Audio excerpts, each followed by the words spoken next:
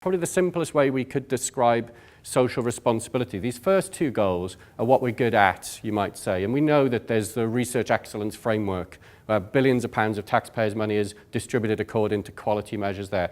Outstanding teaching and learning, well, we have national student surveys, we have Delhi, destination of leavers in higher education, we have tariff scores on entry about the quality of the students we recruit. There's metrics coming out of, from all angles on this. So you can measure, and it tends to be around an excellence agenda. So that's what we're good at.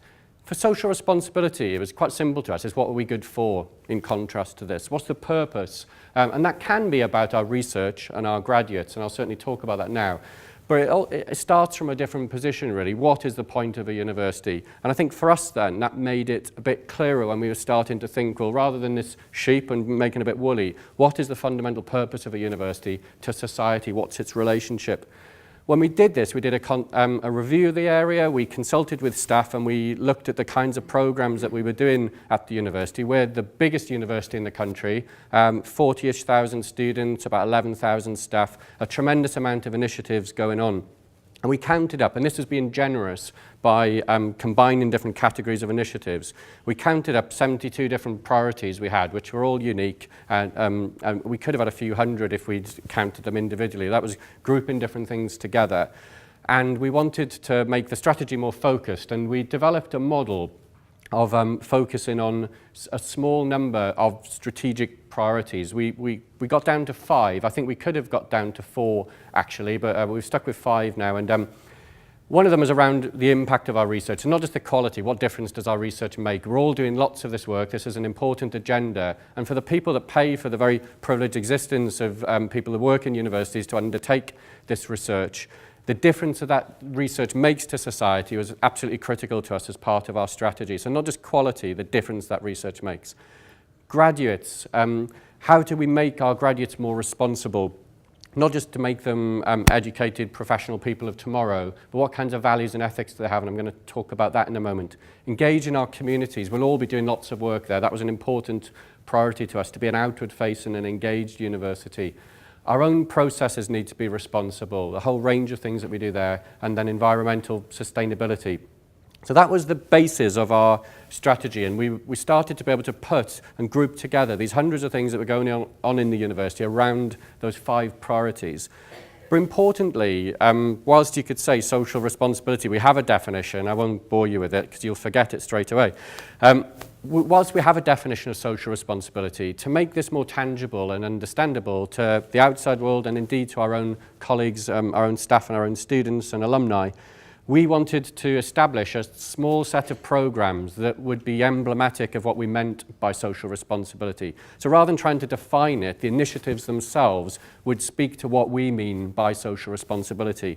And we highlighted 6 of these, not to say that we're not doing lots of other things, but these are the 6 we're going to set our stall against, and I was going to talk through in slightly more detail. They're what we call our signature programs.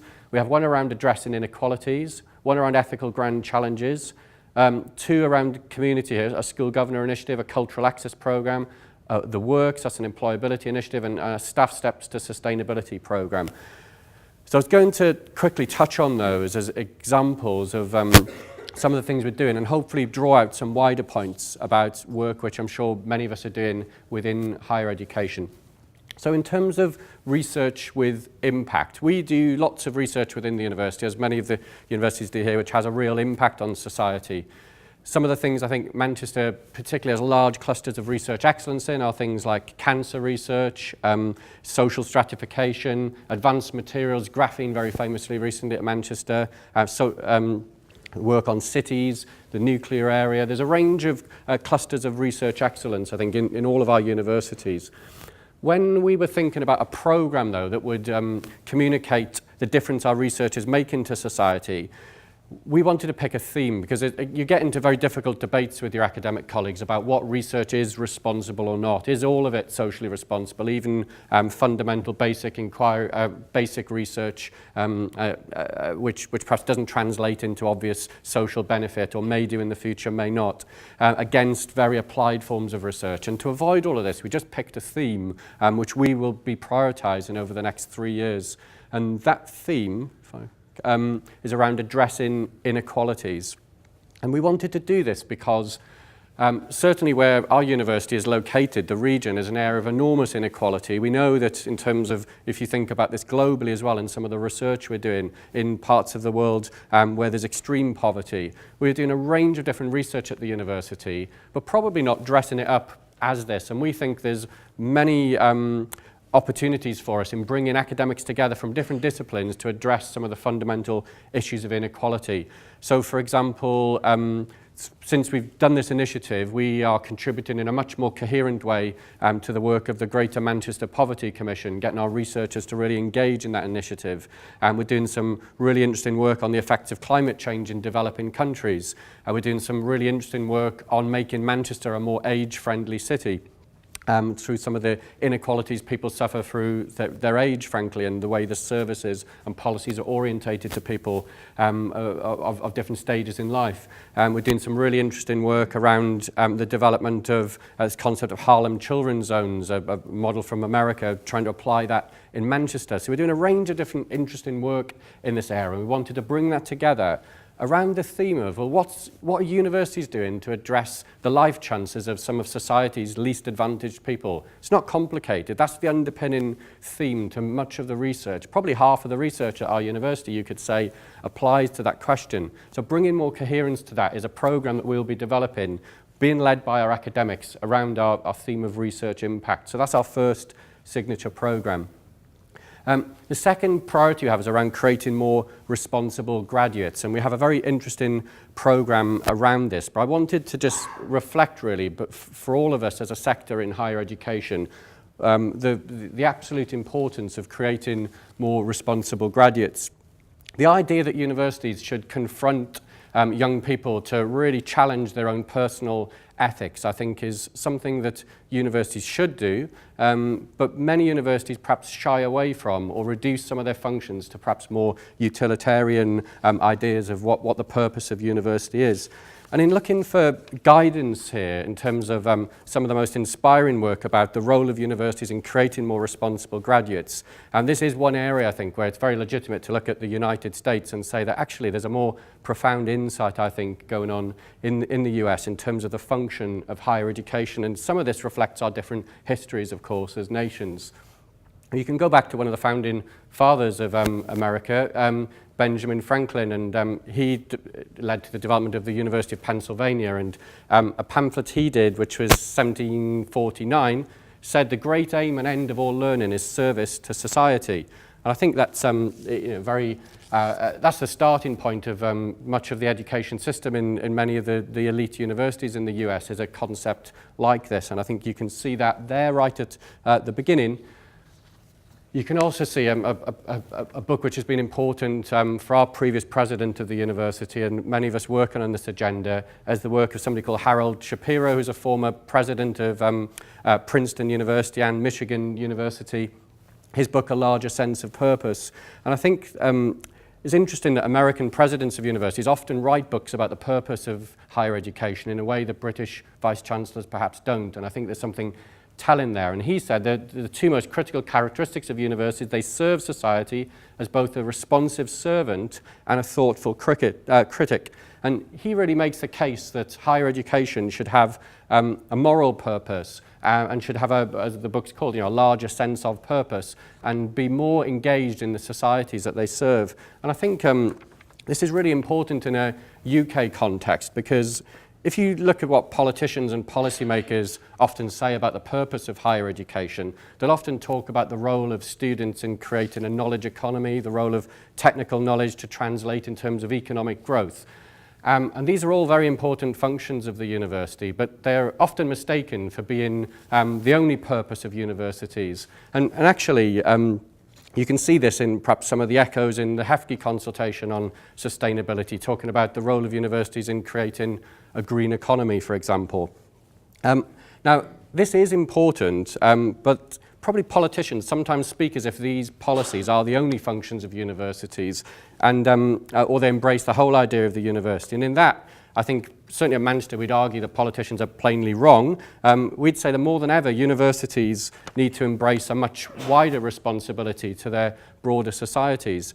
Universities can be there in terms of if you think about the future leaders and future citizens, most of the challenges that we're going to face over the next 50 or so years, it's estimated we'll have a world population of 9 billion people.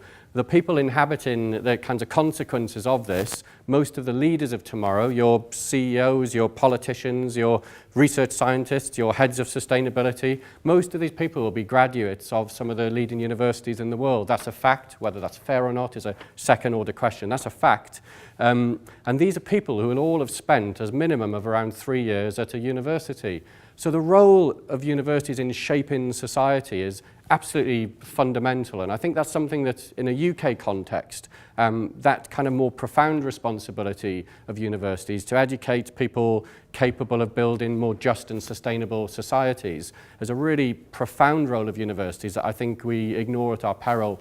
So when people try to talk about, graduate level employability and all of these other metrics that we get, they are important, but I think they're not, they don't describe the whole purpose of higher education. I mean, H.G. Wells, I think it puts it in quite stark terms. He says, human history becomes more and more a race between education and catastrophe. He said that over 100 years ago, and I think by this, when Wells was talking about education, he wasn't speaking here about a job ticket. Obviously, he had a much more deeper understanding of what education was. I mean, for him, education was the last hope of civilization. We would literally destroy ourselves unless we had an educated society. And that will depend on the wisdom and the responsibility and the thoughtfulness of particularly leaders of tomorrow and citizens of tomorrow, so voters and decision makers. That absolutely has to be one of the fundamental roles of a higher education system.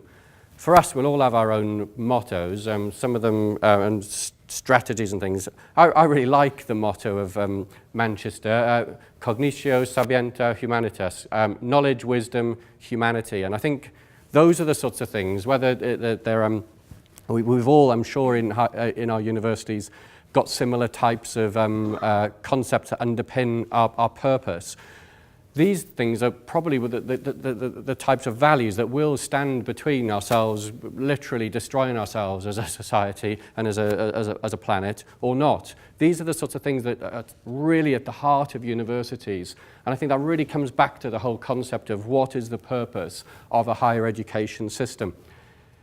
What are we doing then at Manchester? We're doing some really basic things like all of you are doing. We're looking at things like sustainability in the curriculum. Where is it embedded currently? And you can see in Manchester, when we've done this, you can find over 100 different courses, I think it's 112 at the last count, which are embedding sustainability into the curriculum. We're all looking at this, and that's very important. That's one thing we're doing.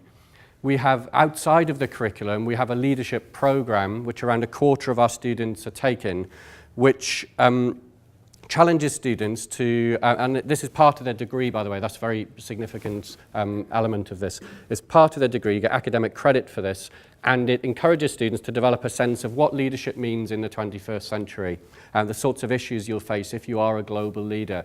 But to get this qualification, you also have to undertake a certain amount of hours of volunteering in the local community as well. And that combination of leadership with service to society, you have to give that service, see the leadership in context. That's something which we looked at American institutions when we developed this around 10 years ago. And it's been very successful. Around a quarter of our students, not mandatory, they opt to do this, and around a quarter of our students do it. Last year, we launched something called University College. There's the strapline, challenge conventional thinking. There are many programs in University College, again, credit bearing, optional. Around this year, around 10% of our students, we think, will do courses in the University College. There's programs in there on things like sustainable energy, future cities, bioethics, engaging communities, figuring out society. There's a range of different interesting interdisciplinary programs you can do, so that it gives opportunities for people who might have thought they're coming to university just to study maths or philosophy, to study something from scratch in a different context. And I know other universities have similar things, and that's something I think universities should be doing more of, and we're keen to do more of. But what I've described so far we felt wasn't enough. We can embed concepts of sustainability and knowledge into the curriculum, and you can do that in some areas easier than others, but the learning is restricted perhaps to that disciplinary context. You can also encourage students to do things outside of the curriculum, But our next signature program that we wanted to develop, and this is going to take us a number of years, we started to work on this now, was what we're calling our Ethical Grand Challenges program. Now the ambition of this is that no student will be able to leave Manchester having not been confronted by these 3 issues. So this is mandatory and is part of everybody's degree, and it's certainly interdisciplinary in terms of the approaches that we'll take. So in year 1, we will ensure that every student, regardless of what they study, has an experience and is challenged around issues of sustainability. In year 2, around issues of social justice and fairness and equality. And in year 3, workplace ethics, or what some people might call business ethics, or organizational ethics, professional ethics. What kind of decisions do you need to make if you have a position of responsibility in an organization or a workplace? So that's the ambition there. Being the biggest university in the country is tremendously difficult. It's going to take us, you can see there, the idea is to do this by 2017-18. So this will be a series of progressive rollouts. We're piloting some of this year and next year. The first rollout for year 1 sustainability will be, we're in 2015-16. So 15-16 we'll be doing sustainability, 16-17 social justice, 17-18 workplace ethics. So that's how long it's going to take us. This is a major whole institution transformation. But for us, that's absolutely profound, because we know we have students who will arrive, let's say, from Berkshire, study, let's say, mathematics. They'll go up and down Oxford Road, where the university is, for 3 years, go back to Berkshire, get a job in the city in a hedge fund or something, and never have thought about any of these issues. Because at the moment, it's quite hard to embed some of the things we think are important into something like maths. Not impossible, but quite difficult. But also, if they study maths, if you embed knowledge in the program of maths, what if they go on to become a lawyer or a teacher? It's something completely unrelated to their degree discipline. So embedding things in degree disciplines is important, but we have to recognize many people go on to do things totally unconnected to their disciplines. And also, we don't want to make it optional. We want to make this mandatory. So that's a very ambitious program. I'm keen to hear some thinking on that from colleagues today. In terms of engaging our communities, we do an awful lot. Many of us are involved, of course, in work with young people in schools, and I think there's a good tradition in the UK, actually, of widening participation initiatives. Certainly, we have a great range of programs at Manchester, as I know many of the universities here today do. But we wanted to develop 2 signature programs in this area because of the wide range of work that we're doing. One of them was around school governors, because we wanted to have rather than just initiatives, we wanted to have long-term strategic relationships with state schools. We know, particularly the type of university where I work and some of the universities here today, we have a huge overrepresentation of students from the independent sector, from more privileged backgrounds. You're able to access the benefits of those forms of learning. In terms of state schools, we know that we have many staff and former students who are very, very capable of making a strategic contribution to those. And we did a partnership with the charity ESCOS, Governors for Schools, had a data sharing protocol, and essentially they work in partnership with the university. Started off trying to place more staff into schools as governors, and within just over a year, we went from having a baseline of 50 staff governors to having 125 by partnering with them and promoting this with staff, and that was the fastest growth of any university in the country. But more recently, we've been appealing to our alumni, and it's quite interesting to see our alumni. Normally, when they get an email, they're expecting to ask for some money to sponsor a PhD student or some widening participation scholarship. Actually, we're saying to them, don't give us your money this time. Think about the skills you developed at Manchester and what you can offer a local school, whether you're living in London, Newcastle, Manchester. This is something that you can offer your local community. And in terms of successes for this, this is where we got the Green Gown Award, which was we were really pleased to get that. We didn't realise there was an international category which we got as well, which was a shock on the night after a few glasses of bubbly. I wasn't expecting that. So we're really pleased about that. But more importantly, when you look at the impact, we got some data from ESCOS, Governors for Schools. The NHS is one of the biggest employers in the world. I think the Chinese military is a bit bigger, isn't it, than the NHS? But I think it's the biggest in Europe employer. We've actually had double the growth of governors of the NHS by going to our alumni as well as our staff. So we're by far the fastest growing organisation in the UK, simply through prioritising a very focused activity where we thought we could make a long-term difference to state schools. The other thing that we prioritised under our priority for engaging our communities was the issue of culture. We're very lucky, as some universities here are today, to have cultural institutions as part of our university. We have 4 particularly important ones. We have the Manchester Museum, the Whitworth Art Gallery, Jodrell Bank Observatory, and John Rylands Deansgate Historical Library.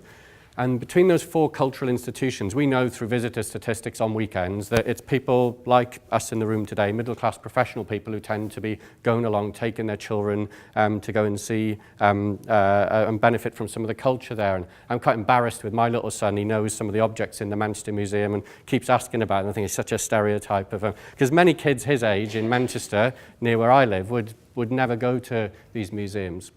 And something we wanted to do as a program, it's going to be launched in September, we're just finalising it as we speak, is a cultural access program, and that will give an entitlement, a guarantee, not just an offer to come along, a guarantee to all 9-year-olds in the immediate vicinity of the university in very deprived wards, that they will have access to the culture at the university. In the form of Key Stage 2 learning opportunities. So we'll engage them through the school, but we'll also then be offering incentives for them to come back with their parents on weekends as well. And that's kind of the holy grail in all of this, engaging the parents as well, because these are tremendous resources we have in our local community that are not being used in the same proportions as what they should be. So that's a program which we'll be launching in September. We have all the head teachers coming in a couple of weeks to help advise us on some of the fine-tuning before we launch it. So that's around engaging our communities. I wanted to tell you a bit about processes. I mean, particularly for those of you here today, sustainability professionals, obviously spend a lot of time thinking about procurement and estates issues and buildings and things that has just been mentioned. Another important dimension for us, having 11,000 staff, around half of our jobs are non-academic in the university, and we have an annual turnover of about 10% of our staff. So about 1,000 new jobs kind of come up each year out of 11,000, roughly. Around half of those are non-academic jobs. So the role of universities in terms of being a workforce, particularly in a city like Manchester, we're one of the biggest employers. And we have a tremendous responsibility, I think, in the way that we hire staff, because most of the jobs in the university in terms of our support level jobs, are accessible to a wide range of people with a wide range of different types of qualifications. We know what's been happening in society around long-term unemployment, and even in some of the boom years under New Labour, there were parts of Manchester that didn't experience any economic growth. So this idea we're suddenly in a recession, there's parts of Manchester that have been in permanent recession for 30 years, frankly. And some of those areas are very close to the university. We've led a partnership with other partners, but we've been the lead partner and set up 2 physical spaces, one in the Moss Side ward, which buttresses onto the university, and another one in the Ardwick ward, which part of our campus is in, with 2 local housing trusts, and set up an employability initiative called The Works. And what we do in terms of entry-level positions in the university, anything up to grade 4, which is about £23,000 a year, those jobs, first of all, are ring-fenced for people who have registered with these 2 centres. So for lots of our jobs in catering, in services and maintenance and buildings management and administration, those jobs, first of all, get advertised in those local communities. That's had a huge impact on our own university, but also we've engaged other employers to also do the same and advertise vacancies through those centres. That's a form of positive action. Some people say positive discrimination. Positive action ideas. And that gives a leg up, if you like, and it prevents perhaps some of these positions we have in our universities being filled, frankly, by people with A-levels and degrees and sometimes PhDs, as we know if you're recruiting at administrative levels in a university. It opens up those jobs to people, I think, who will genuinely make a career out of these rather than do them for 1 or 2 years and move on to something else. So that's a very important initiative. We've been already doing that. We're putting rockets underneath it and doing more of this. And our aim is over the next 2 years to make 750 unemployed people find work through this initiative. So far in this academic year, we've got more than 400 and we're only part way through. So we'll easily exceed that 750. Since this initiative begun, we've got 1,400 people back into work. It's a very important initiative. It's quite distinctive. We think there's not another employer doing this even in the Northwest, let alone a university. And we were really pleased recently to get the Times Higher Award for Best Community Initiative. I think it's called Outstanding contribution to the local community. There's Stacey there who came down with us. She's somebody that came through the initiative and works at the university. And in terms of awards, to me, what motivates me about this initiative, if you just read, this is Chris, he's the 1,000th person to get a job through this. He said, I'm so happy to be starting work again. I couldn't sleep the night before I started because I was so excited. I feel this is a new start for me, and all my friends and family have noticed a difference in me and are really happy for me. I'm glad I'll be getting back into a regular routine with a regular wage coming in so I can take the kids out on the weekend over the summer holidays. I wouldn't have heard about this job if it wasn't for the works, and I really believe I got it due to the support of the staff that work there. It's not just about Chris, the transformation that this can have. It's about his family, his children, and the kinds of contribution and the lifelong changes that work can make. And obviously in universities as well, we have very good terms and conditions of employment. Chris will get a good pension now. He'll get good holidays. If he's sick ever, we have really good conditions of service compared to many in the private sector. And that's something that has really resonated with our local community in a very positive way. And then environmental sustainability. I won't say too much about this because I'm conscious there's lots of experts here today, but I think in terms of what we've done around this, we do a huge amount of work, and my colleagues Emma and Lucy in particular, I know Lucy, you're doing a session in one of the workshops on this, which will be interesting. So we do a lot of work, and if I could tell you one new thing I think I'm particularly proud of that we've done, which I'd encourage you to have a look at, is our University Living Labs programme, which kind of begun as a way of seeing our campus as a laboratory. And I think it started off with sustainability, but I think this could turn into all sorts of other really interesting things that we do in the university. But it's about applied teaching and research, using the campus for this application of teaching and research. But what's been so interesting about doing this is the exercise. Now, this has been funded through internal funding and the Higher Education Innovation Fund. One of the interesting things about this initiative for me is the kinds of research we've been able to do and the way that we've been able to work across boundaries between academics and professional support service staff and really map out the range of different things that's going on at Manchester. So we've mapped out every teaching module that contributes to sustainability. We're all doing this, but you can find out more information. It's more transparent. You don't have to go to loads of different websites. You can go to there and you can find a definitive list, and you can look at links between them using keywords.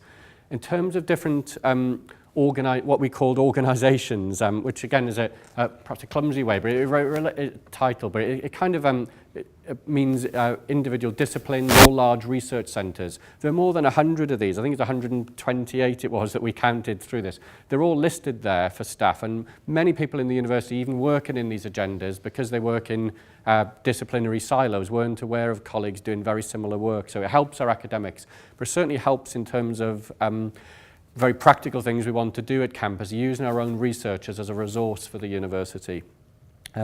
You can search every single person on there. Is it 300 and odd people, Lucy, we've got listed there? And that's probably only kind of scratching the surface there. You can look at the different projects. At the moment, there's more than 80 different projects going on at the university around sustainability. So I'd encourage you to have a look at that. We've only just launched this site. That's something really innovative, I think, that we've done recently. But when we were thinking about this priority of environmental sustainability, and what kind of program could we prioritise in the long term to really make a difference at Manchester, we did focus on the issue of how we engage staff, and I know that's a big theme of today's conference. And we are certainly partnering with Jimmy and Sherry to take forward our ambitions on this programme. And what we wanted to do, and I noticed in your session, Lisa, you have it's called something about going beyond the keen greens, I think is something like that, the title, I paraphrase. We all know in our institutions we have kind of keen green people, and they're the people you don't need to worry about engaging. I think we can all use those people to make more of a contribution, engage other people perhaps, but they're certainly the engaged people, and we've all got those.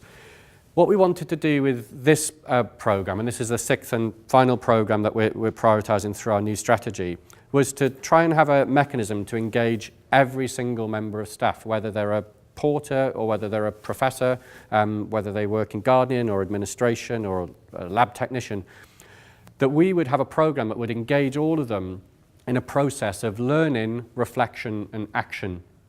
And this, I think, is kind of what we're going to be working with Jimmy and Sherry on. We know that in terms of action, the NETpositive tool, which has been pioneering in terms of engaging students, we want to develop this for staff. I think it's obvious to me that there are all the same potential benefits for students we can use for staff. But before we get our staff to take action, we want to engage them in the process of learning and reflection. And we've picked out 6 themes. This is all something we're going to be developing over the next few years. So this is all kind of hot off the press. But we've developed themes around, and these all interrelate, of course, and there will be a theme linking all of these together. Around travel, energy, consumption, production, purchasing, climate, biodiversity and ecosystems, and then waste material resources. Those are 6 areas that will take our staff through a process of learning. We'll develop some online materials, obviously, for staff to do that. The important thing is for us at Manchester is that this has been driven through our people strategy. So it's not about keen greens. It's been driven through our HR strategy within the university. And we have our Director of Human Resources that sits on our strategy group for this. And the ambition is that over the next 4 years that we will then have covered all of our staff, and they'll go through a process where any new member of staff goes through the same program. But if we just start with new staff, it's going to take us 40 years to have an impact. So that's the chance. So we want to, we have a much more ambitious idea of rolling this out for around 3,000 people a year over a course of 4 years. And that's a challenge for us. And Emma and Lucy, my colleagues, are grinning here because this is a massively ambitious program. And certainly in terms of the work we want to do with NETpositive, that's absolutely key to action.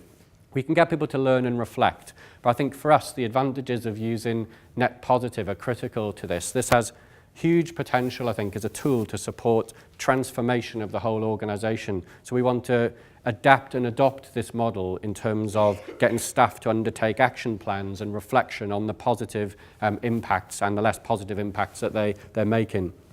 So the advantages to us is customisable, I think. So if you're a lab technician, we could have a route in, we could define this, and you could click one of perhaps 4 or 5 predefined routes. And a lab technician, you could have questions and actions just for them. If you're like me and you control money and resources and you manage people and you purchase in lots of things, it can give me some of the things I can do as a senior manager in the university, what the kinds of impacts that I can really make. So you can have customizable routes, which I think is key because we have such a diversity of staff. It's, as you say, it goes beyond the keen greens. It's something driven by our people strategy.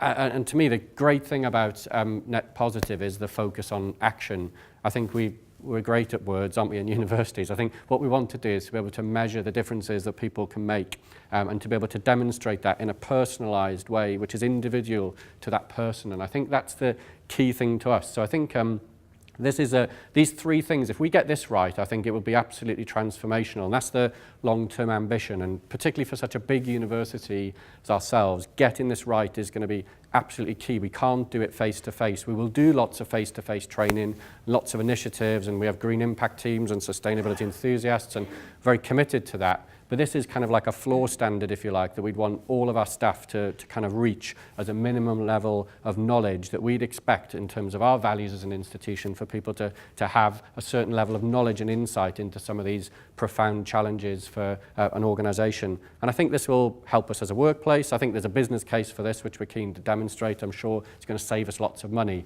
But our starting point is this reflects the kind of values, I think, that we have as a university in terms of the type of staff training that we undertake. So I'm really keen in terms of to get people's feedback today on the model that we've developed. I think for all of us, though, we're all doing lots of different types of initiatives like this in our university. This is one attempt we've had at Manchester. We're just starting the journey.